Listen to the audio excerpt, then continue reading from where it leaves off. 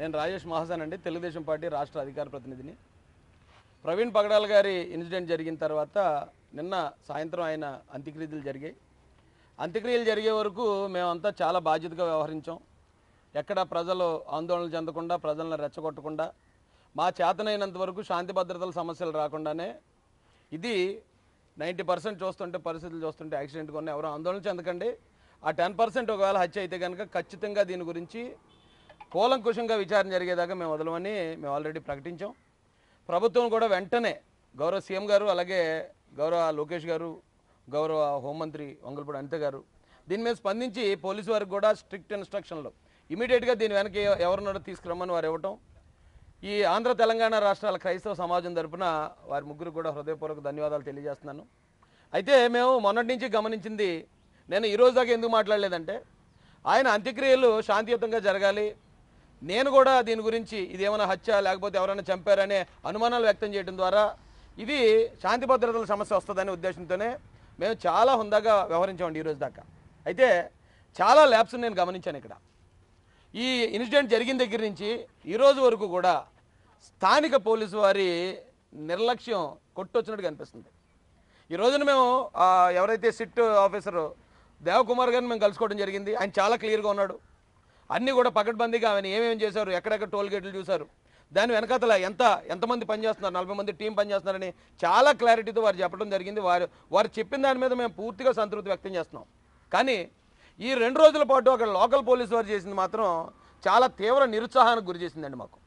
ఎందుకంటే అది ఇన్సిడెంట్ జరిగిందని తెలిసింది, ఓ డెడ్ బాడీ ఉందని కనుక్కున్నారు. అక్కడికి వెళ్ళేటప్పటికి ఓకే ఆయన ఎవరో తెలియదు కాబట్టి అది యాక్సిడెంట్ అనుకుని బాడీని అక్కడి నుంచి తరలించారు పోలీసు వారు అని మేమే నమ్మాం, మేమే అనుకున్నాం. పోలీసు వారి యాంగిల్లో కూడా మేమే ఆలోచించేస్తున్నాం. మిమ్మల్ని మేము ఇప్పటిదాకా విమర్శించలేదు. కానీ ఆయన వన్స్ మీరు పోస్ట్ మార్టంలో పెట్టిన తర్వాత జనం 100 మంది 1000 మంది తరలి వస్తున్నప్పుడు, అందరూ అనుమానం వ్యక్తం చేస్తున్నప్పుడు ఎందుకు ఆ క్రైమ్ సీన్ని మీరు ప్రొటెక్ట్ చేయలేదు? ఎందుకు ఆ క్రైమ్ సీన్ దగ్గర ఒకవేళ ఇదేమన్నా హత్య అయి ఉండొచ్చేమో అనే అనుమానం అక్కడ స్థానిక పోలీసుకి ఎందుకు కలగలేదు? కలకపోతే పోయింది. నేను మధ్యాహ్నం వెళ్ళాను అక్కడికి, సాయంత్రం 6-7 గంటల దాకా లోకల్ సీఏ గారు రాలేదు. లోకల్ సీఏ గారికి నేను ఫోన్ చేస్తే, ఏమంటే ఇది యాక్సిడెంట్లో కనిపిస్తుందండి అన్నారు. ఓకే, పోనీ ఏంటంటే ఆధారాలు ఇవ్వండి అంటే, మేము కుటుంబ సభ్యులకు చూపిస్తామని చాలా నిర్లక్ష్యంగా సమాధానం చెప్పారు. ఆ సీఏ గారు ఎవరైతే ఉన్నారో, ఏదో గౌరయ్య గారు, ఏదో ఆయన పేరు గౌడ్ గారు. ఏమంటే ఇది 2 రాష్ట్రాల క్రైస్తవుల సమస్య, లక్షలాది మంది దీని మీద ఇంత ఆందోళన చెందుతూ ఉంటే మేము ఓన్లీ ఫ్యామిలీకి మాత్రం చెప్తామని రూల్స్ మాట్లాడారంటే అది పక్కా నిర్లక్ష్యం. ఈ కేసు యొక్క తీవ్రత కానీ, ఈ కేసు యొక్క సున్నితత్వం కానీ ఏమాత్రం తెలియని పోలీసులు ఆ రోజున అక్కడ డ్యూటీ చేశారు.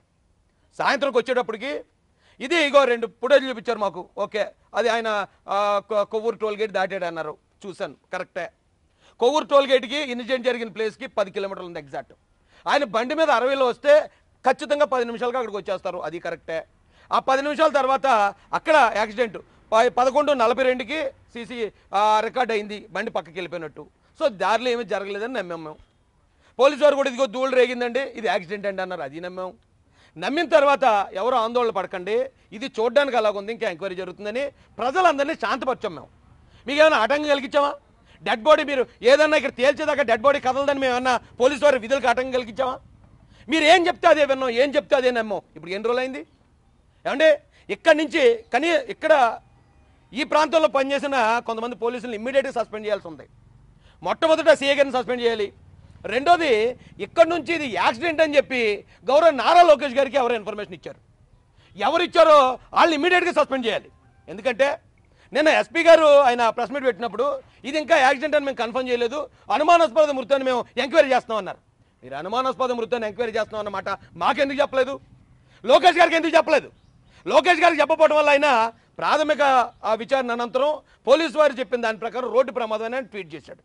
ట్వీట్ చేస్తే ఇప్పుడు ప్రతి అడ్డమైనోడు వచ్చి లోకేష్ గారు ఎలా చెప్పేస్తారు, అది రోడ్డు ప్రమాదం అని ఎలా చెప్పేస్తారని చెప్పి ఆయన్ని విమర్శిస్తున్నారు. డబుల్ గేమ్ ఆడుతున్నారా?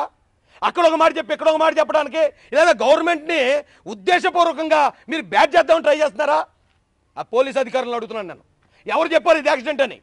అక్కడ యాక్సిడెంట్ అని చెప్పిన తర్వాత మీరు ప్రెస్ మీట్ పెట్టి ఇప్పుడు దాకా ఇది యాక్సిడెంట్ అని ఎందుకు ఆధారాలు చూపించలేదు? అక్కడ ఏదైతే కొవ్వూరు టోల్ గేట్ ఉందో ఆ టోల్ గేట్ దగ్గరకు వచ్చేటప్పుడు ఆయన అటు ఇటు నడుస్తున్నాడు, అటు ఇటు ఊగుతుంది. అంతకుముందు ఏదో జరిగిందని అనుమానం వ్యక్తం చేస్తున్నప్పుడు ఇన్ని రోజులు పట్టిందా మీకు కొవ్వూరు టోల్గేట్ నుంచి అనంతపల్లి టోల్గేట్ దాకా ఉన్న ఆ సీసీ కెమెరాలు రిలీజ్ చేయడానికి? అనంతపల్లి టోల్గేట్ దగ్గర ఇతను అలాగే వచ్చాడా? ఆ బ్లింకర్ వెలుగుతుందా, హెడ్లైట్ వెలుగుతుందా? అది బయటపడడానికి ఏమైందా మీకు? మీరు చెప్పిన మాట మేమేమో యాక్సిడెంట్ అయి ఉంటుందనేమో మేము మాట్లాడితే ఈ రోజున మమ్మల్ని ఏదో చేస్తారా మీరు? గన్నవరం దగ్గరే బ్లింకర్ వేసుకుని వస్తున్నారు అన్నట్టు అధికారులు చెప్తున్నారు. ఆ ఫుటేజ్ ఎందుకు రిలీజ్ చేయరు? ఇది యాక్సిడెంట్ అయితే ఎప్పుడైతే బండి పక్కకి వెళ్ళిపోయిందో ఆ తర్వాత ఉన్న ఫుటేజ్ ఎందుకు రిలీజ్ చేయలేదు? మీరు యాక్సిడెంట్ అయితే క్లియర్గా రిలీజ్ చేయండి. లేదు ఇది హత్య అని మీకు అనుమానం ఉందా, హత్యను ప్రకటించి అంత సీక్రెట్గా చేయండి. మీరు హత్య అని చెప్తే మేము అవన్నీ రిలీజ్ చేయమని అడగం, ఎందుకంటే మీకు కొన్ని రూల్స్ ఉంటాయి. మీరు యాక్సిడెంట్ అని చెప్పినప్పుడు అది రిలీజ్ చేయకుండా దాచుకుని ఏం చేద్దామని? ఈ రాష్ట్రంలో ఇప్పటికే ఈ ఓటీటీలు వచ్చిన తర్వాత ప్రతి ఒక్కడు మలయాళం క్రైమ్ సినిమాలు చూసేటు, ఆ సినిమాలు చూసి ప్రతి ఒక్కడు అనాలిసిసే. అక్కడేమైంది, ఇక్కడేమైంది, ఇది ఇలా జరుగుంటుంది, అలా జరుగుంటుంది. ఈ లోపు హిందువులు, ముస్లింలు, క్రైస్తవులు కొట్టుకు చచ్చేదాకా ఈ విషయానికి ఒక కన్క్లూజన్ ఇవ్వరా? ఏం చేస్తున్నారా నాకు అర్థం కాదు. ఇది కావాలని ఇంటెన్షనల్గా ఈ గవర్నమెంట్ని మమ్మల్ని బ్యాట్ చేయాలని ప్రయత్నిస్తున్నారు. నేను ఇది ఒక పాస్టర్ గారు అని చెప్పి వచ్చానండి. పాస్టర్ మీద నాకు గౌరవం. ఆయన ఎలా చనిపోయారంటే ఏమో వెనకాల ఏమన్నా కాన్స్పిరసీ ఉందేమో, లేదా నిజంగా యాక్సిడెంట్లో చనిపోయారేమో. నాకు చెప్పడం అయితే యాక్సిడెంట్ అని చెప్పారు. కానీ అక్కడికి వచ్చి చూసిన తర్వాత అందరూ అనుమానాలకి తావిచ్చేలా ఉంది కదా పరిస్థితి. ఆ పరిస్థితులు అలా ఎందుకు వచ్చాయి, వీళ్ళ అనుమానాలు ఏమేమి వ్యక్తం చేస్తున్నారు, దానికి ఈ పార్టీకే క్లారిటీ ఇవ్వాలి కదా. అంటే దీన్ని ఇంకా ప్రతిపక్ష పార్టీలో లేకపోతే కేంద్రంలో ఉన్న పార్టీలో ఇవన్నీ వచ్చి ధర్నాలు రాస్తారోకలు చేసి ఈ మత గొడవలు జరిగేదాకా కళ్ళు అప్పగించి చూస్తారా? ఎవరైతే ఈ బాధ్యులు అధికారులు ఉన్నారో వీళ్ళందరినీ ఇమ్మీడియట్గా సస్పెండ్ చేయాల్సిందిగా తూర్పుగోదావరి జిల్లా ఎస్పీ గారిని మేము డిమాండ్ చేస్తున్నాం. వీళ్ళని అర్జెంట్గా సస్పెండ్ చేయండి. వీళ్ళు ఒకవేళ ఇప్పటిదాకా ఏదైతే ఆ సీఏ గారు కానీ ఈ తప్పుడు ఇన్ఫర్మేషన్ ఇచ్చిన వాళ్ళు కానీ ఎవరైతే ఉన్నారో వాళ్ళు ఈ ఎంక్వైరీలు ఉంటే ఖచ్చితంగా ఎంక్వైరీ తప్పుదో పడుతుంది. మీరు చెప్పింది మేము నమ్మం. అది యాక్సిడెంట్ అయితే సీసీ ఫుటేజ్ వెంటనే మీరు రిలీజ్, ఎందుకంటే ఇది ఎంత గొడవ అవ్వదు. ఎప్పుడో పొద్దున్న మీరు కనిపెట్టారు పోలీసులు డెడ్ బాడీని, ఆ డెడ్ బాడీని తీసుకుని వెళ్ళారు. వెళ్ళిన వెంటనే మీరు ఎంక్వైరీ చేసి ఉంటారు కదా, సీసీ ఫుటేజ్ చూసుంటారు కదా, అది వెంటనే మధ్యాహ్నానికి రిలీజ్ చేసి ఉంటే ఈ గొడవ ఇంత గొడవ అవ్వదు, ఇంత అనుమానం రాదు. ఒకవేళ హత్య అయితే హత్య అని తెలుసును, యాక్సిడెంట్ అయితే యాక్సిడెంట్ అని తెలుసును. మీరు ఎందుకు దాన్ని దాచి కూర్చుంటున్నారు? మీరు ఎందుకు దాచిపెడుతున్నారు దాన్ని? మీరు దాచిపెట్టి 10 రోజుల తర్వాత రిలీజ్ చేస్తే మీరు నిజం రిలీజ్ చేసినా మేము అబద్ధం అనుకుంటాం. ఆ రోజున పోస్ట్ మార్టం కూడా చేశారు. పోస్ట్ మార్టం చేసింది డాక్టర్లు, టీమ్ ఆఫ్ డాక్టర్లు ఇచ్చారు. బంధువుల తరపున డాక్టర్ ఉన్నాడు, బంధువుల తరపున పెద్దలు ఉన్నారు, బంధువులు ఉన్నారు, సాక్షులు ఉన్నారు. సాక్షులు ఉన్నప్పుడు ప్రాథమిక విచారణ, ప్రాథమిక నిర్ధారణ ఇప్పుడు దాకా ఎందుకు చెప్పలేదు మీరు? నిజంగానే కర్రలిచ్చి కొట్టినట్టు ఏమైనా ఉందా? కత్తులిచ్చి పడుతున్నట్టు ఉందా? ఆయన యాక్సిడెంట్లో చనిపోయినట్టుందా? అనుమానాస్పదంగా కొట్టి చంపినట్టుందా? ప్రాథమిక నిర్ధారణ మీరు బయటకి ఇచ్చుంటే ఈ రోజున రాష్ట్రం ఇన్ని అవమానాలు పడదు. మా గవర్నమెంట్ మీద వేసేస్తున్నారు. ఇది చంద్రబాబు నాయుడు గారికి ఏం పని, లోకేష్ గారికి ఏం పని, రాజేష్ మాసానికి ఏం పని దీన్ని తప్పుదారి పట్టించడానికి? అరే ఆయన నా స్నేహితుడు, నేను పాస్టర్లు అంటే గౌరవిస్తాను. నేను పాస్టర్ల తరపున నిలబడటం వల్ల ఎంతో కోల్పోయినోడిని. క్రైస్తవుల తరపున పోరాటం ద్వారా నేను జైలుకి వెళ్ళి వచ్చాను. రాజమండ్రిలో మీద హత్యా ప్రయత్నం జరిగింది. వీళ్ళ తరపున మాట్లాడటం వల్ల నా ఎమ్మెల్యే టికెట్ కూడా వదులుకున్నాను నేను.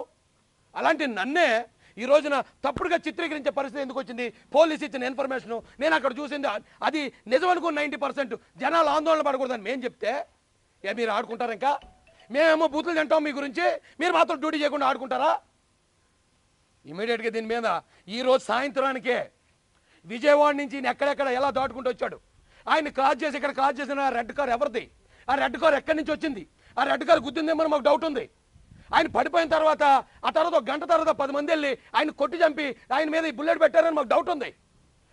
ఈ కొవ్వూరు టోల్గేట్ ముందు ఆయన మీద దాడి జరిగి ఆయన హెడ్ ల్యాంప్ని కావాలనే పగలగొట్టారని డౌట్ ఉంది. ఈ డౌట్లు అన్ని క్లియర్ చేయాల్సింది పోలీసు వారు. మేమేమో మీ గురించి మేము మాట్లాడుతూ ఉంటే మీరేమో నిమ్మక నీరెత్తినట్టు కూర్చుంటే ఏం చేద్దామని? గవర్నమెంట్ మీద ఏమైనా పగబట్టారా? ఇమీడియట్గా దీనికి సంబంధించిన వాస్తవాలు ఈవేళ సాయంత్రానికే కావాలి. దీని మీద ఇప్పుడు దాకా నిర్లక్ష్యం వహించిన ప్రతి అధికారిని సస్పెండ్ చేయాలి. లేకపోతే ఈ ముద్ర ఏదైతే ఉందో, ఈ చిలవల పొలవలు ఏవైతే ఉన్నాయో ఇది ప్రభుత్వం మోయాల్సి వస్తుంది. ప్రభుత్వానికి ఏమిటి ఇందులో మ్యానిపులేట్ చేయాలను మరోటి చేయాలని ప్రభుత్వానికి ఇంట్రెస్ట్ ఉంటే చంద్రబాబు నాయుడు గారు, లోకేష్ గారు, గౌరవ ఎవరొకటి మా అక్క అనిత గారు వారు రారు కదా. వారు వచ్చి మీకు ఇంత ఫ్రీ హ్యాండ్ ఇచ్చిన తర్వాత కూడా ఇన్ని రోజులు మీరు ఆలస్యం చేయటం, రేపు పొద్దున ఏమైనా జరగకూడదు జరిగితే దానికి పోలీసులే బాధ్యత వహించాలని నేను మీకు డిమాండ్ చేస్తూ నేను ముగిస్తున్నానండి. Thank you.